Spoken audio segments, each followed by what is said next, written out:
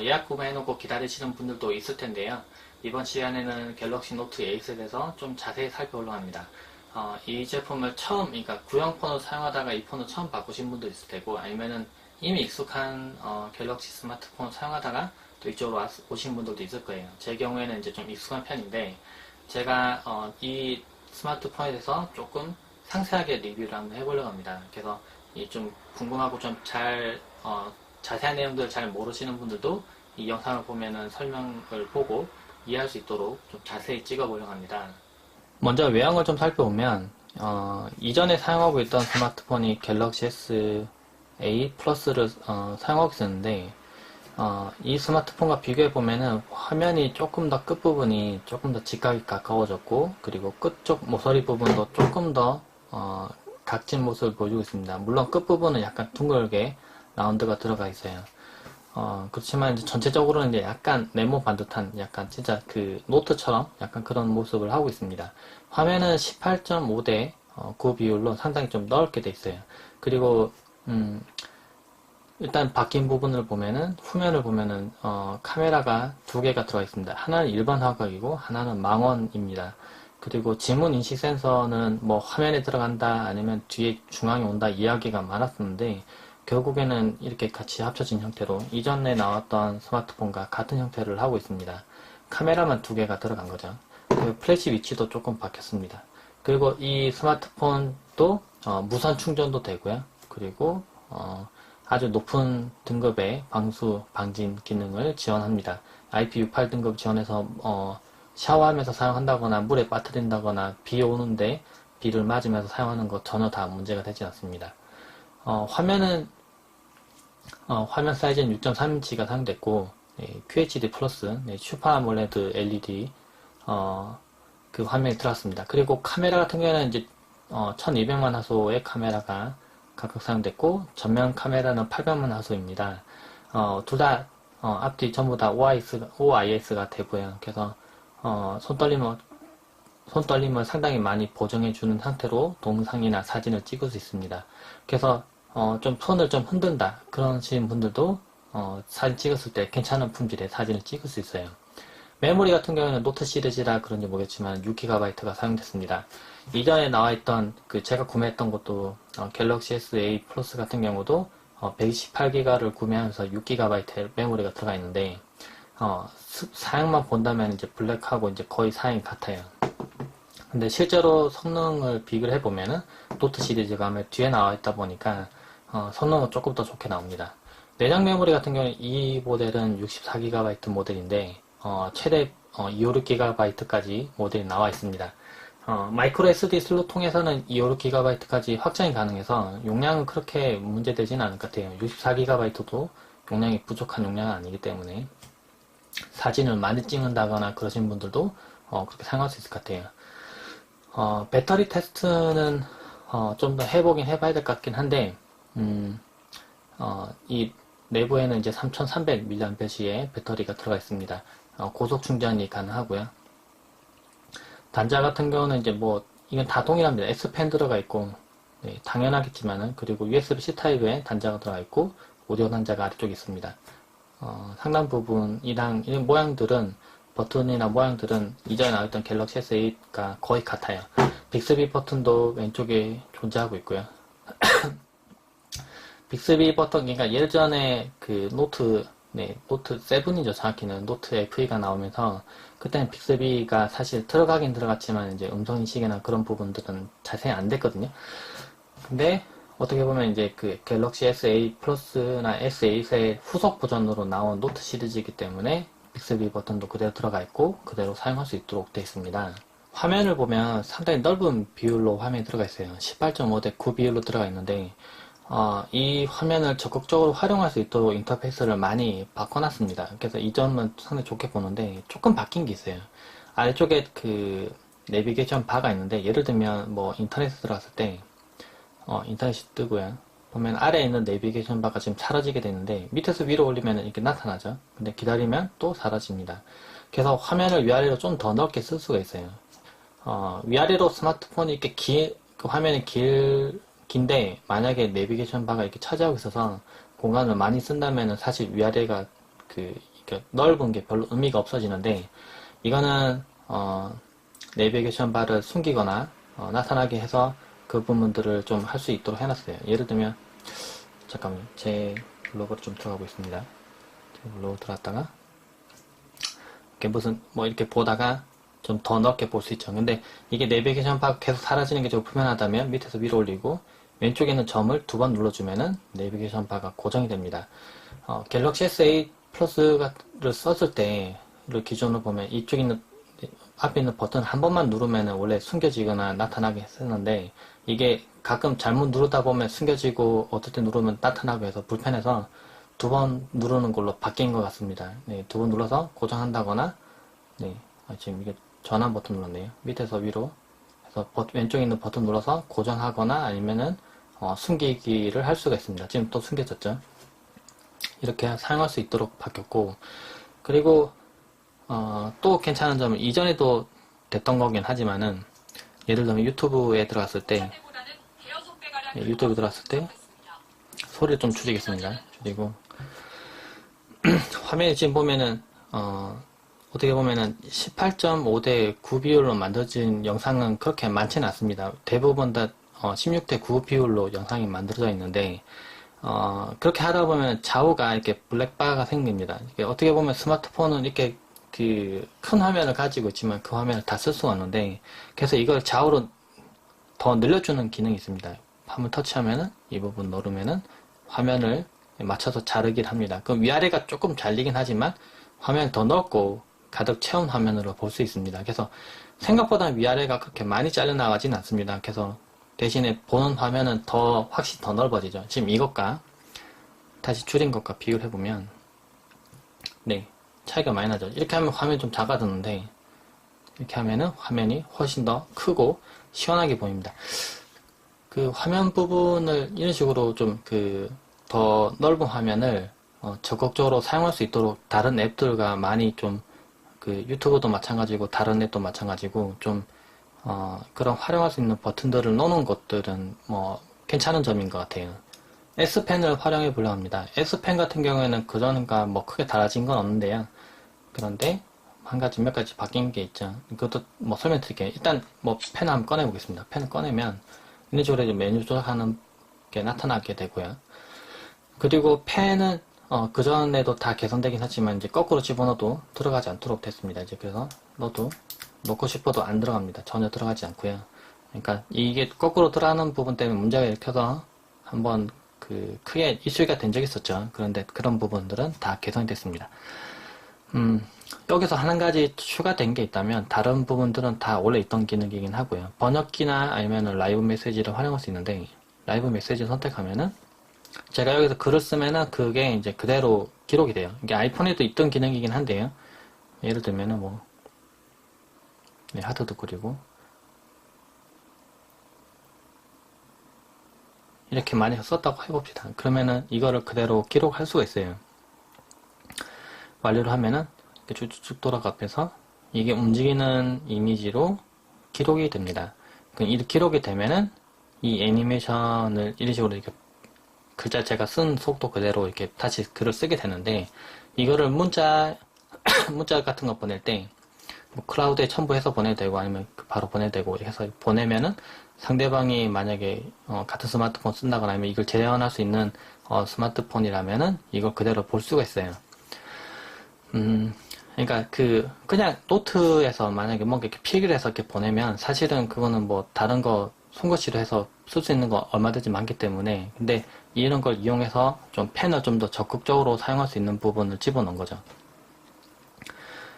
그리고 지금 펜을 꺼내면은 네, 에어 커맨드라고 해서 지금 이게 계속 따라다니게 됩니다. 네, 제가 원하는 데 두고 따라다니게 되는데, 이걸 누르면은 이런 식으로 해서 사용할 수 있어요. 예를 들면은 뭐 인터넷 들어가서 번역기라고 한번 해봅시다. 번역기 선택하고, 그러면 이제 한국어를 영어로 좀 해놨는데, 그럼 제가 허브에다가 커서 올리면은 허브라고 지금 이렇게 번역이 돼서 나타나게 돼요. 인공지능, 그러니까 AI라고 표시되네요. 스피커, 네, 스피커라고 표시가 되고, 이런 식으로 해서 표시가 되기 때문에 좀 번역을 좀 빨리빨리 하고 싶다 뭐 그럴 때 펜을 좀 적극적으로 이용해서 이런 부분도 쓸 수가 있습니다.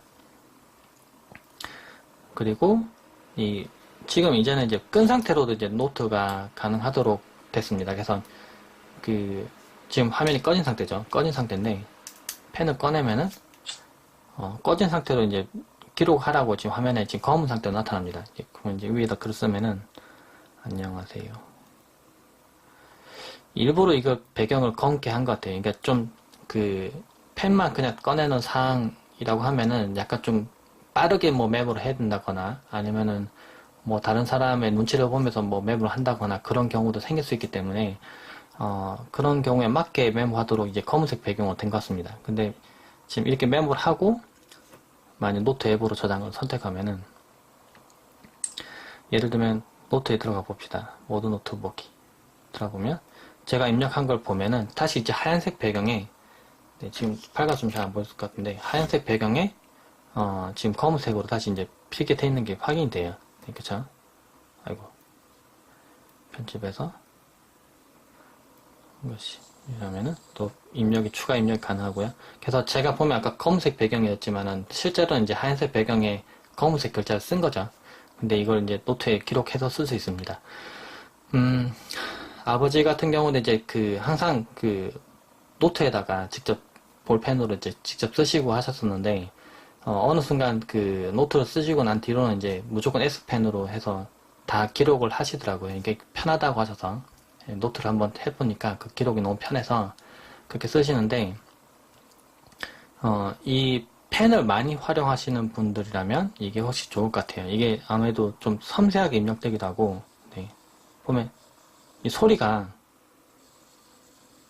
종이에다가 뭔가 진짜 그리는 것처럼 사각사각 이렇게 소리가 납니다. 그래서 좀 그림을 끄적끄적 하면서 글자 쓰기 좋아하는 거나 아니면은 그림 그리기를 좋아하시는 분들 그런 분들이 만약 활용한다면은 얼마든지 좀 재밌게 활용할 수 있어요.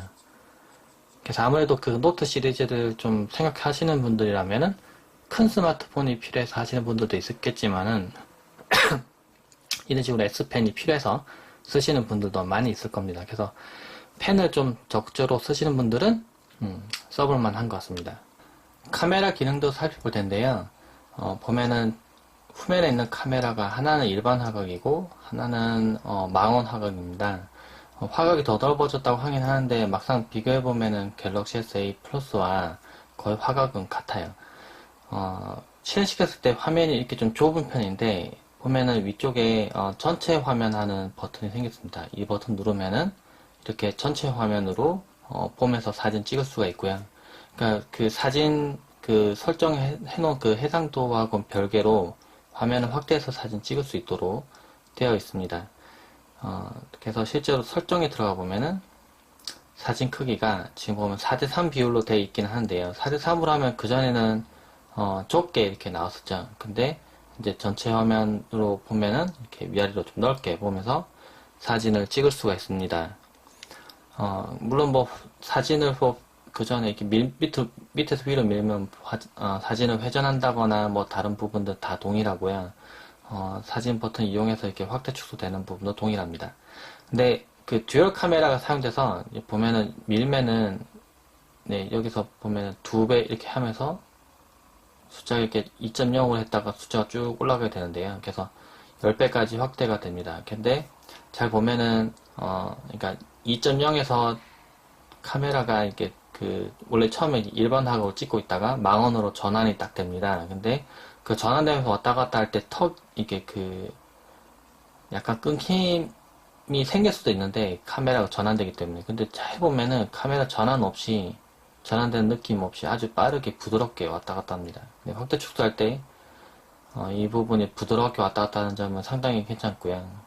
그리고 또 괜찮은 점이 적용된 게 뒤쪽 부분에 만약 망원 카메라를 손으로 이렇게 붙잡고 있는 상태로, 그러니까 카메라를 파지하는 방법에서 잡을 때 좀 특이하게 잡는 방법 때문에 만약에 망원 카메라를 이렇게 손으로 잡고 있는 상태로 확대 축소를 해보면 일반 카메라를 이용해서 확대 축소를 그냥 디지털 줌으로 확대 축소를 하게 됩니다. 카메라가 자동으로 전환이 돼요.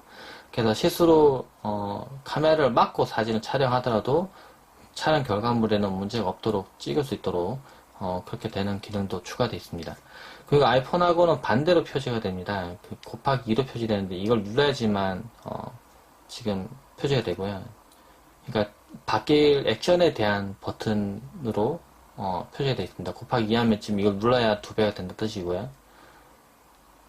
예, 다시 한 번 더 기다리면 바뀌겠죠. 이게 이 화면 터치한 거하고는 별개로 계속 표시가 되면 좋은데 곱하기 2라는 게 사라져요. 누르면은 이제 곱하기 1 돼서 이걸 다시 눌러야 이렇게 이렇게 원래 화각으로 변경된다는 표시가 됩니다. 그 전에 빅스비 비전이랑 그리고 스티커랑 이렇게 이미지로 표시되어 있었는데 이제는 빅스비 비전, 스티커 이렇게 글자로 표시되게 돼 있어요. 빅스비 비전 선택하면은 특정 사물을 분석을 해서 그것과 이제 맞는 이미지나 아니면은 텍스트, 뭐 쇼핑과 관련된 내용들을 보여주게 되어 있습니다. 누르면은 검색을 해서 정보를 보여주게 되어 있고요. 그리고 AR이라고 해서 뭐 장소 보여주는 것도 생겼네요. 스티커는 이제 말 그대로 스티커 되는 거고, 라이브 포커스라는 게 있습니다. 라이브 포커스를 선택하면은 피사체와 그리고 피사체의 배경이 되는 부분을 사진 동시에 찍는데 뒤쪽에 있는 카메라 2개를 동시에 이용해서 사진을 찍습니다. 그리고 위에 듀얼 캡처를 이용하면 2개 동시에 캡처를 해서 사진을 남겨놓을 수 있고요. 그리고 이렇게 찍은 이미지는 뒤쪽에 있는 배경을 흐리게 만드는 효과를 해서 뭐 심도를 제가 조정해서 직접 찍을 수가 있습니다. 근데 조정해서 찍은 후에도 그 사진을 후보정해서 피사체의 배경을 또 수정할 수 있어요. 제가 그전 찍어놓은 사진을 이 사진인데요. 보면 이걸 보여드리면은 화면 한번 터치하면 상단에 이제 글자가 떠 있는데 클로즈업이랑 와이드가 있습니다. 네, 와이드 선택하면은 넓게 다시 찍은 이미지가 나오죠. 이거는 일반 화각으로 찍은 넓은 사진입니다. 그리고 클로즈업은 말 그대로 이제 마운트 카메라를 이용해서 좀 잘린 이미지죠. 이거를 선택해서 이 두 중에 하나를 따로 저장시킬 수도 있고요. 그러니까 사진을 한 장 찍었지만 심도 효과를 이용해서 사진 한 장 찍었지만 일반 사진으로 찍은 것도 같이 저장이 된다는 거죠. 그리고 배경 흐리기 조절을 하면은 이걸 다시 이용해서 다 배경 흐리기를 할 수 있습니다. 지금 잘 보면은 예, 이걸 조정해 볼게요. 지금 보면 이렇게 배경을 많이 흐리게 하면은 뒤쪽에 있는 나무 무늬가 이렇게 뿌옇게 다 날아갑니다. 근데 이걸 왼쪽으로 밀어버리면 배경도 마찬가지고 피사체도 그렇고 둘 다 선명하게 나오죠. 그러니까 이 배경 흐리기를 조정을 해서 제가 원하는 정도의 아웃포커싱을 선택을 해서 이걸 다시 이미지를 전환시킬 수가 있습니다. 그러니까 라이브 포커스는 한번 사진 찍어 놓고 나중에 심도를 다시 재변경해서 찍을 수 있는 거죠. 근데 이게 삼성 스마트폰에서 처음 들어가고 아주 특이한 기능이다라고 얘기하기 힘든 게 이미 다른 스마트폰에서도 이 기능들은 있었고 뭐 대대적으로 이렇게 홍보를 한 적이 있습니다. 그래서 이게 아주 특이한 기능이다 얘기하기 좀 그렇고 이제 이런 기능이 좀 들어갔다. 예, 그러니까 마운트 카메라를 활용할 수 있는 부분에서 이런 부분을 이용할 수 있다라고 생각하시면 될 것 같아요.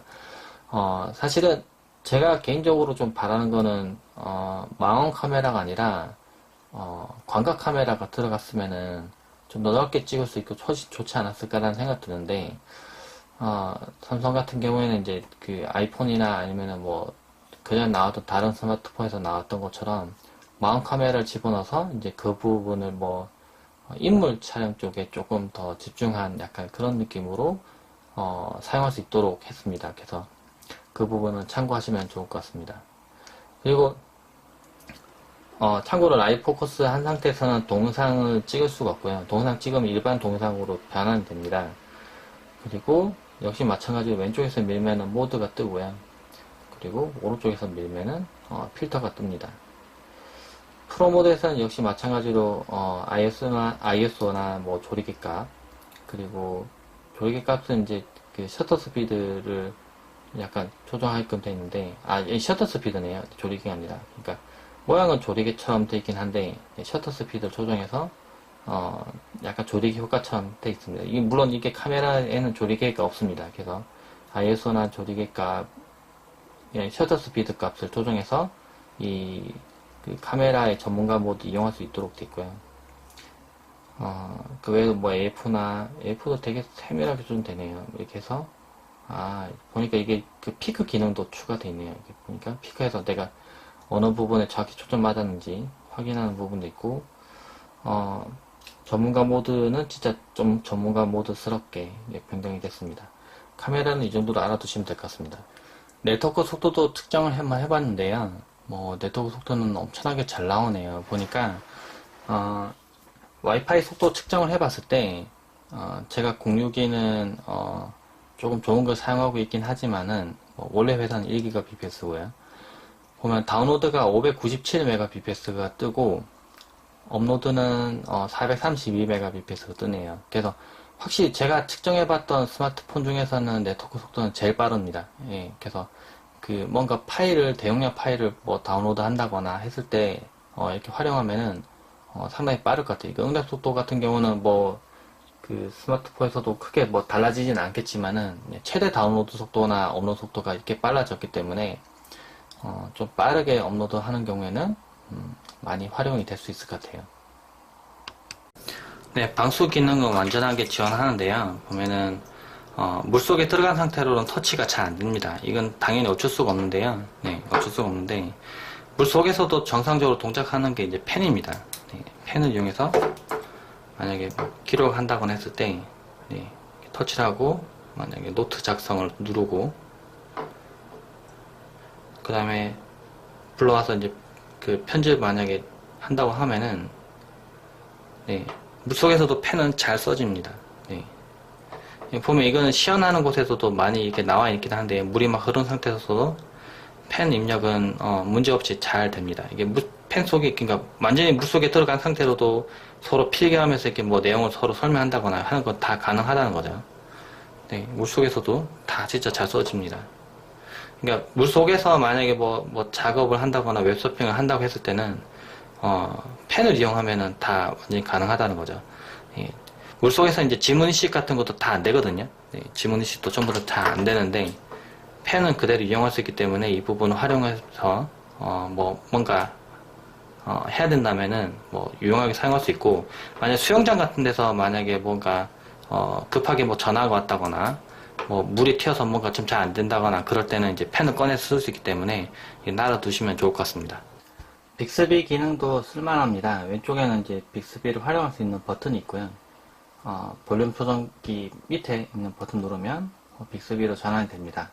빅스비에서는 뭐 필요한 정보들을 한 곳에 모아서 이렇게 볼 수도 있지만 명령어를 수행할 때도 쓸 수 있는데요. 원래 뭐 하이 빅스비 이렇게 해가지고 뭐 명령어를 수행한다거나 이렇게 할 수 있는데 제 경우에는 실제로 이제 그렇게 불러서 활용하는 경우는 조금 드물었고, 왜냐면 주변이 좀 시끄러운 경우에는 잘 안 되는 경우가 많아서 대신에 뭔가 그 글자를 입력한다거나 아니면은 뭐 명령어 수행할 때 옆에 있는 버튼 누른 상태로 말을 하고 떼면은 바로 입력이 되기 때문에 아주 정확하게 입력하고 명령 수행이 가능했습니다. 예를 들면은 5분 뒤에 알람 맞춰줘. 네, 그러면 알람을 이렇게 설정하게 됩니다. 그리고 제가 뭐 잘했다고 좋아요 눌러주면 이렇게 경험치도 쌓이게 되는데, 예를 들면 모든 알람 삭제를 누르거나 삭제라고 말하면 8개의 알람이 지워집니다. 네, 삭제 그러면 다 이렇게 지워줍니다. 그러니까 만약에 뭐 이렇게 한 손만 사용할 수 있고 막 그런 상태라면 이걸 누르고 뭔가 말을 하고 놓으면은 바로 이렇게 되고요. 만약에 팀맵이나 아니면 뭐 다른 것에서도 연동시켜서 사용할 수 있는데, 예를 들면 뭐 어디로 빨리 가는 길 알려줘 하면은 지금 팀맵이 지면 이렇게 제가 이렇게 회원 아이디 연동 안 해서 그렇지만은 명령 수행하면은 제가 그 전에 보여드렸던 영상처럼 아주 빠르게 명령 수행을 할 수 있습니다. 그러니까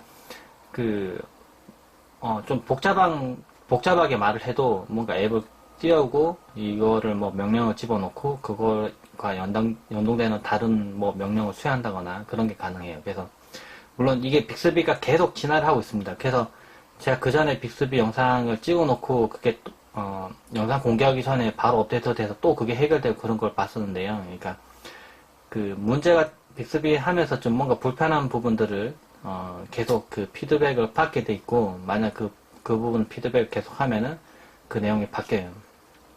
예전에 최적화하는 것도 조금 잘 안 됐었는데 지금은 최적화가 잘 되거든요. 예를 들면은 최적화 이렇게 그냥 최적화라고 말만 했음에도 불구하고 최적화 작업을 다 해버립니다. 네, 그래서 그전에는 이렇게 안 되고 못 알아듣고 그랬었거든요. 근데 제가 계속 최적화 계속 말을 하니까 언젠가 이게 반영이 돼버렸더라고요. 그래서 이거 좀 아주 예전에 반영이 됐는데, 그래서 이제 그 전에 나와 있는 갤럭시 S8 플러스 같은 제품에서도 제가 이게 빅스비를 많이 쓰고 있는데, 간단하게 이렇게 뭔가 찾는다거나 뭔가 어떤 앱을 깨운다거나 할 때 너무 유용하게 쓸 수 있습니다. 근데 아직은 좀 안 되는 것도 몇 가지는 있어요. 뭔가 앱을 실행시키려고 뭔가 했을 때 못 알아듣는다거나 이것 중에 선택하라고 뜬다거나, 그 선택을 계속 했음에도 불구하고 다음에 또 다른 메뉴가 뜬다거나 조금 그럴 수 있는데, 빅스비는 아주 빠르게 개선되고 있고, 그리고 이제 잠깐 나왔다가 없어진 기능이 아니라 지금 계속 이용할 수 있도록 이렇게 되고 있어서, 어떻게 보면 삼성에서 아주 예전에 S보이스나 여러 가지 그 음성 인식을 통한 여러 가지 명령을 수행하는 것 갖다가 계속 했었는데, 그런 부분들이 어떻게 보면 통합돼서 지금 빅스비로 나와 있고, 그리고 앞으로도 계속 많이 활용이 될 수 있는 기능이기 때문에, 이런 기능들은 많이 그러니까 다 모든 기능을 알고 쓸 필요는 없지만 자주 이용하는 것들은 음성 인식을 통해서 할 수 있는 거 익숙해지면 좀 편합니다. 제 경우에는 노트에 뭔가 작성한다거나 문자 보낼 때 제가 이렇게 물건 들고 걸어가면서 누가 메시지 보냈을 때 회신할 때 눌러놓고 이렇게 음성을 말을 하면 바로 딱 글자를 바꿔서 넣어주는 그런 기능들이 제가 써봤을 때는 좀 편리했습니다. 그래서 빅스비도 많이 활용해 보시면 좋을 것 같아요. 삼성 스마트폰 경우에는 이제 게임을 할 때 한 곳에 모아놓고 그 게임을 실행시킬 수 있는데요. 게임 런처라는 게 있습니다. 들어가 보면 이걸 지원하는 게임만 여기 등록되긴 하지만은 대부분 다 게임들은 등록이 되고요. 여기 등록된 게임들은 특화된 명령을 수행할 수 있습니다. 예를 들면 게임하는 도중에 전화 온다거나 아니면 다른 액션이 있을 때 다 무시하고 게임만 할 수도 있고요. 화면을 녹화한다거나 그런 역할도 할 수 있습니다. 그래서 게임 방송한다거나 아니면 게임 녹화를 좀 필요로 한다거나 했을 때 좀 유용하게 사용할 수 있고요. 이 보면 아래쪽에 이렇게 나타납니다. 그래서 성능도 높일 수가 있습니다. 좀 더 성능을 끌어올려서 게임도 할 수 있고요. 리니지2 레볼루션 같은 경우에는 그전 갤럭시 S8이 나왔을 때도 상당히 이슈가 됐었던 게임이죠. 그래서 이 게임을 온전하게 지원하고 좀 더 빠르게 게임할 수 있기 때문에 이제 그런 게 있었는데, 지금 점검 중이라서 게임은 안 된다고 나오긴 하네요. 지금 보면 이걸 좀 시연하려고 했었는데, 네, 지금 어쩔 수가 없네요. 일단은 이 화면이 뜨는데 예를 들면 다른 게임이라고 한다고 해도 지금 나와지지도 않네요. 네, 일단은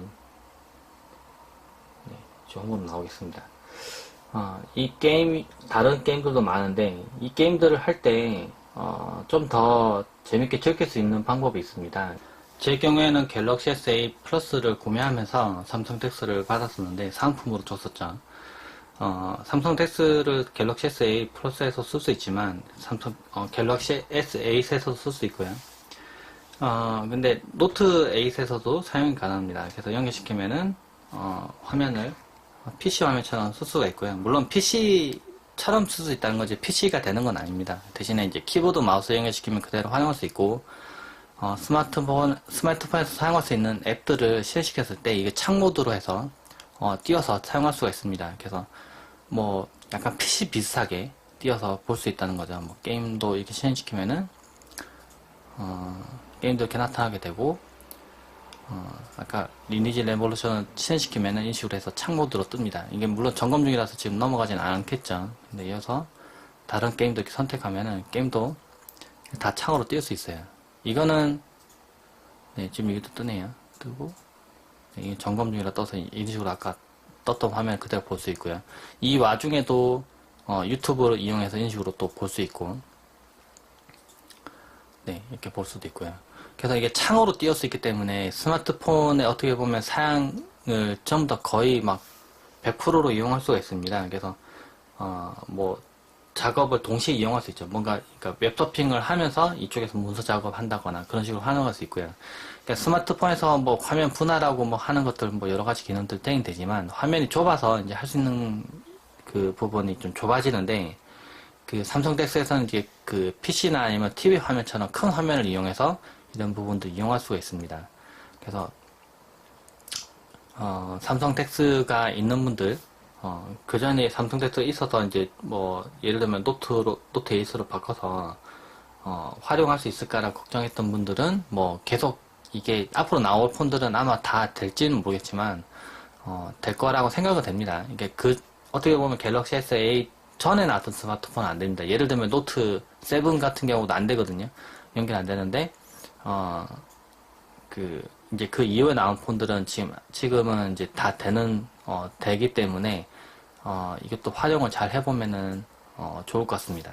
당연히 다 알고 있는 기능이겠지만은 삼성페이도 지원합니다. 그래서 삼성페이를 설치하고 카드를 등록시켜 놓으면은 교통카드로 이용한다거나 신용카드로 이용할 때 아주 유용하게 이용할 수 있고요.